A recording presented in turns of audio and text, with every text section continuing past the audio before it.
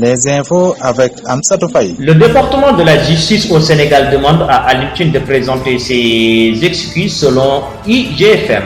Le leader de Africa Jom Center a tweeté et commenté une affaire qui met une famille entière derrière les barreaux à 2 ans et 10 mois de prison. Le ministère de la Justice a demandé à Alioune Tine de retirer ses propos et de se contenter du loi et règlement de son pays. La Direction générale des élections a enregistré pour la seule journée d'hier 126 candidats à la candidature qui ont retiré leurs fiches de collecte de parrainage. Si on se fie au niveau de retrait des fiches de parrainage, c'est plus d'une centaine de candidats qui comptent se lancer à l'assaut du fauteuil présidentiel en février prochain. En effet, les techniciens selon l'observateur qui donne cette information, ce chiffre pourrait augmenter dans les jours à venir puisque d'autres Sénégalais désirant briguer le suffrage de nos concitoyens ont encore la possibilité de se manifester. Les candidats à la candidature au mois de décembre 2023 pour retirer leur fiche de collecte de parrainage. Selon la disposition du code électoral en vigueur dans notre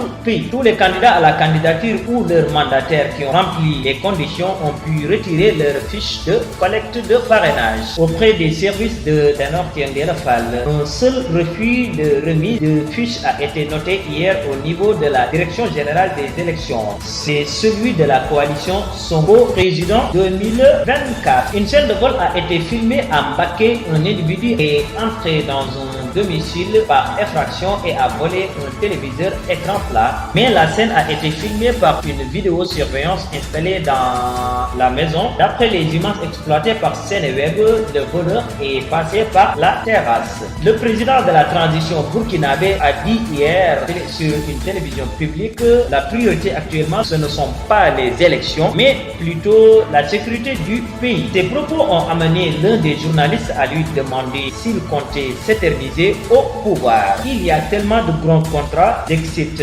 Ibrahima Traoré, mais on ne va pas hypothéquer l'avenir de notre patrie pour ça. On n'est pas venu pour ça, a-t-il assuré. Rappelons que le capitaine Traoré est au pouvoir depuis 1 an. Il a déposé son prédécesseur pour Henri Damida le 30 septembre 2022. Le premier ministre Amadou Ba et ministre des a présidé au King Fahd Palace devant plusieurs acteurs de la lutte dont le roi des arènes Modou Lo. Une cérémonie de lancement officiel de mécanisme garanti d'un montant de 500 millions de francs CFA qui a pour objectif de faire émerger le monde de la lutte. Amadou Ba a présidé cette cérémonie par la présence d'Oulimata Sarr, ministre de l'économie, du plan et de la coopération, du ministère de l'urbanisme, Abdoulaye Seydou Sow, du logement et hygiène publique, de Thérèse Faye, administrateur général du FONGIP, et d'Ibrahima Sène, président du CNG. Le premier ministre a félicité les promoteurs de lutte pour les nombreux sacrifices consentis depuis plusieurs années pour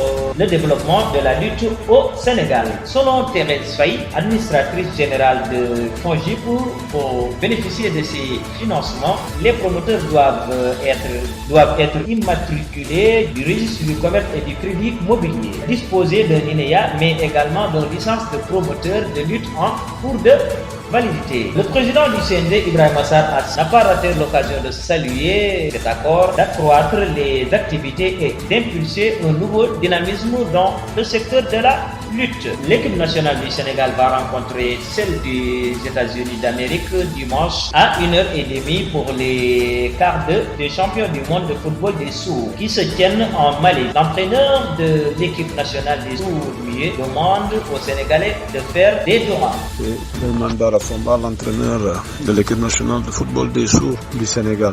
On est dans la bonne voie, donc nous demandons aux Sénégalais de prier pour l'équipe nationale des sourds du Sénégal, pour que la victoire finale passera par les sourds du Sénégal vaincront le jour de la finale.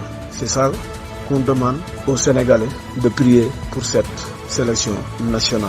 Il remercie aussi les autorités sénégalaises et les étudiants sénégalais en Malaisie. Nous remercions en même temps nos autorités étatiques et le président de la République, M. Macky Sall, qui n'a ménagé aucun effort pour que l'équipe aille voyager sans problème. Donc, nous remercions le Premier ministre, M. Amadou Ba, et sans compter son Excellence Abdoulaye Barrow, l'ambassadeur du Sénégal en Malaisie, qui vient tout le temps suivre nos matchs et amène beaucoup de supporters pour nous supporter. les étudiants sénégalais qui sont là. Donc on est à l'aise ici en Malaisie et on est vraiment motivés pour le moment. Donc il n'y a aucun problème pour vous rassurer. Malgré tous les problèmes qu'on rencontrait au début, les Lions de la Teranga sont toujours dans la coupe. Nous croisons nos doigts pour qu'ils nous apportent une seconde fois la coupe. Merci, c'était tout pour les brèves. Bonne suite de programme sur la radio Carrefour FM.